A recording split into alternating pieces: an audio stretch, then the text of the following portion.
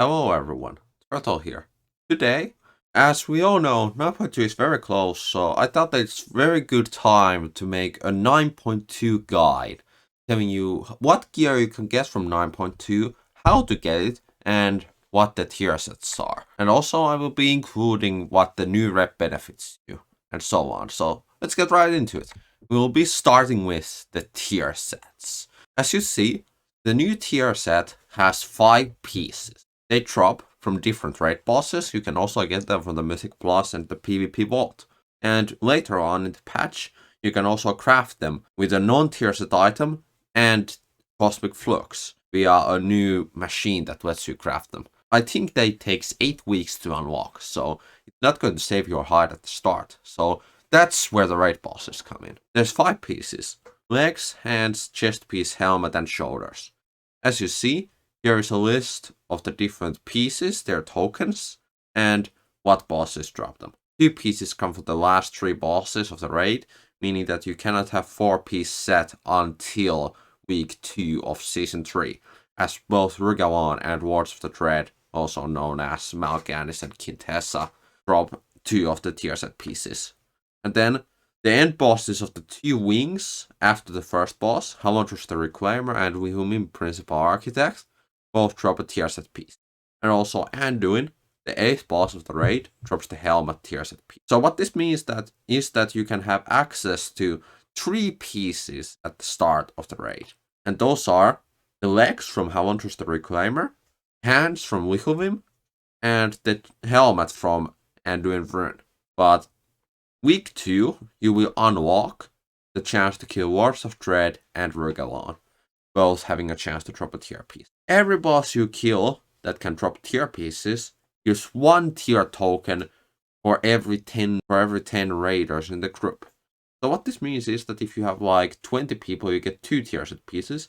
If you have 21, you get 2 pieces and have a chance to get the 3rd piece. The chance is about 10%. Oh, it's not high. But what you want to do is kill the tier set bosses every week so that you can get the chance at the tier set pieces. It's very important. And the tier pieces, they will have a set bonus. The first you get from having 2 pieces, and the second you get from having 4 pieces. So what you want to do is you want to get 4 tier pieces as fast as possible. Also, on the weekly vault, you have a chance to get tier set pieces, either from the raid options and Mythic Plus, and also PvP. If I remember correctly, the chance of getting a PvP tier piece is about 10% from the vault, and about 5% for Mythic Plus. But this is not confirmed yet, so we will have to see when the Season 3 actually launches. So now, you all know that we're going to get 2 legendaries in the next patch, but the way that it works is that there's the new legendary called Unity, which you can equip. It is a unique equipped enlightened legendary. So what it does is that it always has the legendary effect of your Covenant's Covenant legendary. And the effect swaps depending on your Covenant. So that means that you only need 1 Unity. And also, you get Unity at week 5 of the new patch. First, you get it from doing the campaign. From chapter 7, you get the Clasp of Unity, which has haste and mastery. And it cannot be upgraded. So it has set stats which may not be ideal for your class and spec. But you can also get the Memory of Unity, which you get from getting Revert Reputation and completing chapter 7 of the campaign. Meaning that you most likely have Unity at the same time as you get the belt. So you most likely do not have to endure Haste Master belt for long. So that's a good thing. Unless you cannot afford it, of course. Also, talking about reputation rewards. There is a bunch of rewards you can get from the new reputation day. This includes the new augment rune that works just like the eternal augment rune from the Rajani back in BFA. But basically what it does is that you buy it for a lot of gold and it's an infinite augment rune. So this will not be available fast. But it's something useful you can get one. Also, we're going to have more crafters marks. We're going to have a crafter's mark that gets your the item of the items up to 233, and then there's a unique crafter's mark that gets the 262. I think these were unlocked at Honored Reputation, so it's not too big of a grind. Also, one thing that I forgot to put in these pictures is that once you hit 100 with the new rep, you can actually start making an ITOL 291 legendaries. So that's a good thing to keep in mind. You will have to grind the rep anyway. So if you're a crafter, you want to get the reputation to 100 as fast as possible so that you can start making those new 291 legendaries. Now I would like to talk about the new ways of gearing in the new zone called Zerath Mortis. So there will be a new world boss called Antros. It's going to have a bunch of wood. Here is its wood table on the left, and they're pretty solid. They're all 259 ITOL items, so you don't have to worry about them that much. But like, they're going to give you a decent boost at the start of the patch, just like Morgeth and Mortanis and so on, the old world bosses during their tiers. Also, there's another way to get good gear from the new zone, and I'm going to showcase it now. Sandworn Relics. So, this is a new currency you can earn from the area in Zerath Mortis called the Endless Sands. Basically, it's the desert area on the right, opposite from the starting base haven.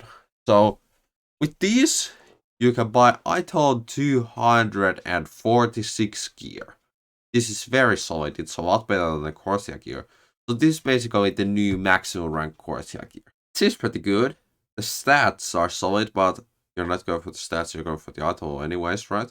And also, there is another way to gear up. So this is very useful for arts. Basically, with 500 anima, you can bind an account ITOL 226 items. I already tested these to find out are there enough rings and trinkets to like make a full set. And yes, there are. So basically, just get a lot of anima and you will have a full set of ITOL 226 gear, including a weapon for every single one of your characters. This is very good for new alts, and if you just want to level up new characters, you will instantly have them geared up. Next, Tesavesh is going to be split into 2 dungeons. So, the first wing, Streets of Wonder. This includes Sophex the Sentinel, the Grand Menagerie, Meru, Mayhem, and Musasolsis.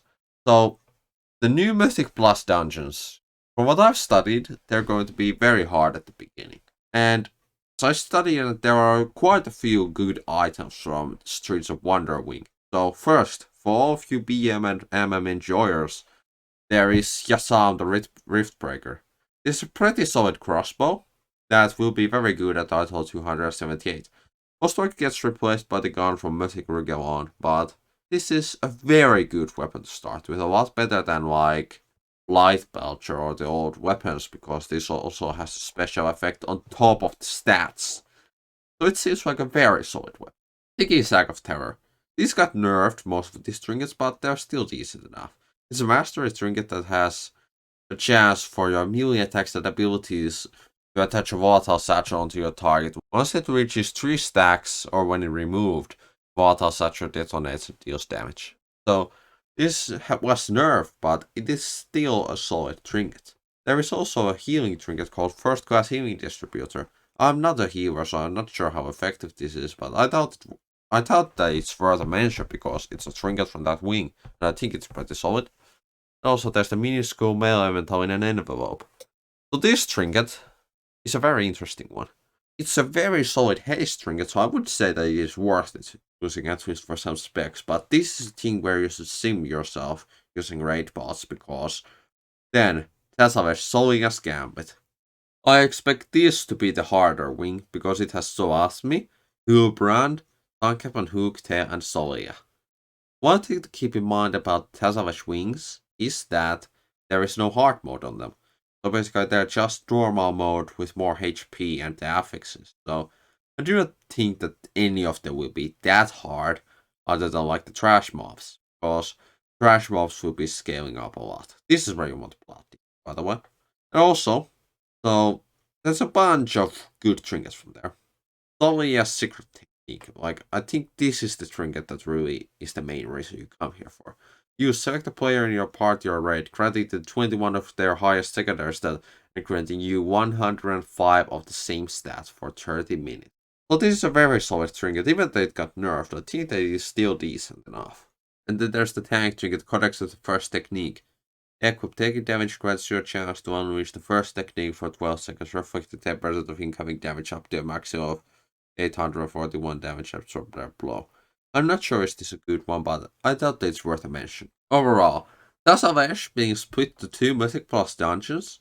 Their Mythic 0 Atoll risen up to 236, and now you will have access to Atoll 278 Yasam, Taking Sack of Terror, Minuscule Elemental, First Class Healing Distributor, Codex of the First Technique, and Solia's Secret Technique. So, Task of Ash Mythic Plus is going to bring a lot of good gear into the game.